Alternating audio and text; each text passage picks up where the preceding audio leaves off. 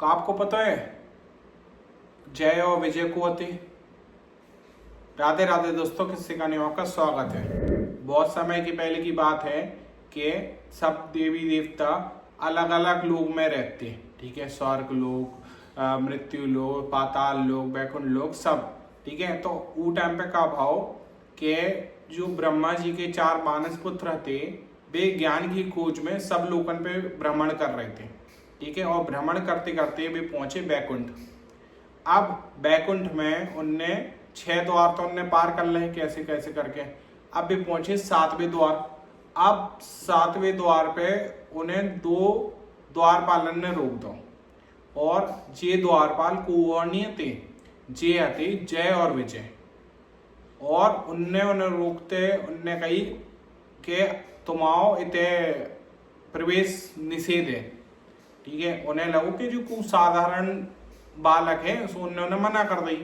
अब उन्हें जो नहीं पता था कि जो इनके मानस पुत्र हैं, ठीक है।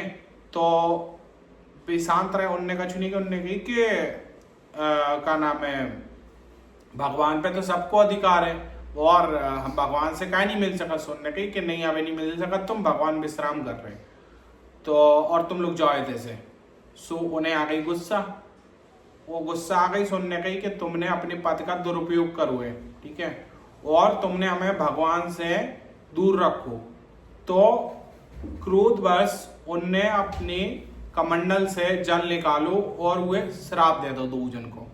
और श्राप का तो श्राप हतो कि तुम 2 ही जने, ठीक है, तुम 2 ही जने मृत्यु लोक पे निवास करोगे। 7 जन्मों तक तुम मृत्यु लोक में निवास करोगे, ठीक है, और तुम भगवान से वैकुंठ से एकदम दूर रहोगे। अब जैसे ही वे सुने, अब वे घबरा गए, ठीक है। और उतने में विष्णु जी भी प्रकट हो गए, और विष्णु जी ने उनसे गुजारिश करी कि ये तो बहुत ज्यादा गलत हो जाए इन लोन गिलाने, ठीक है।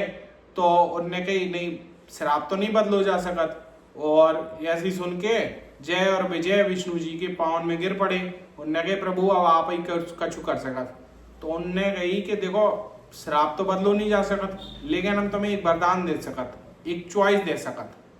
चॉइस का आती कि उनने जो कही, या तो तुम 7 जन्म मृत्यु लोक में निवास करो मेरे से अलग, या फिर 3 लोक मतलब 3 जन्म तक तुम मेरे शत्रु बन के रहो, ठीक है।